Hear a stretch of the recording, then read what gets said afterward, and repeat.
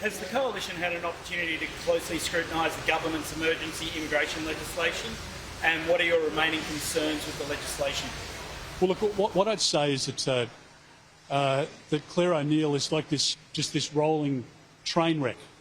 She goes from one stop to the next, and every stop she crashes into the platform. The train's derailed on a daily basis. She's a complete debacle, just a walking disaster for the government. And we saw Clare O'Neil say that it was okay for 150 people to be released into the community. These are serious criminals. And she says, well, we can't do anything about it. The High Court said that these people needed to be released. As it turned out, the High Court didn't say that.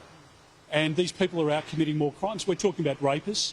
We're talking about pedophiles, people who have committed sexual assault against women and children. And that was Clare O'Neil's big claim to fame to start with, which was a disaster. We now see that Clare O'Neil is putting forward urgent legislation into the Parliament. It's splitting the Labor Party. They're saying to some countries, but not others, that you can't bring people to Australia, that they won't issue visas, that they might issue visas in certain circumstances. It's a dog's breakfast. And then we find that the housing crisis that our country is in at the moment is as a result of this government bringing in 1 million people over the last 2 years, when we're only building 170,000 houses a year. So generally over the last 10 years, we've brought in the same number of people as number of houses and units built. But over the last 2 years, 1 million people have come in and less than 340,000 homes have been built. That's why people can't get rental accommodation. It's why your kids and your grandkids can't afford to buy a home. And that is a direct decision of Clare O'Neil. And Clare O'Neil says yesterday that the government's going to halve the migration number, yet in the MyEFO figures in December, the figure was 345,000. So I don't know whether she's making it up as she goes along, but what I do know is that Australians can't find an affordable rental property.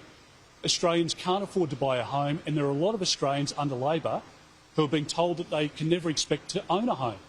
Well, I promise you this, under a Liberal government, we will introduce policies which will make it possible for young people to own homes.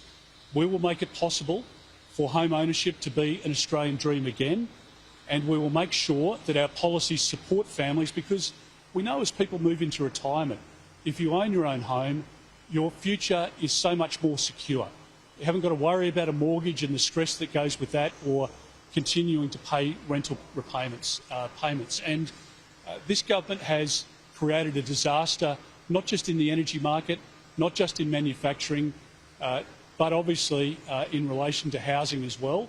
As is always the case, a Liberal government, a coalition government, will clean up Labor's messes. Thank you very much. Thank you.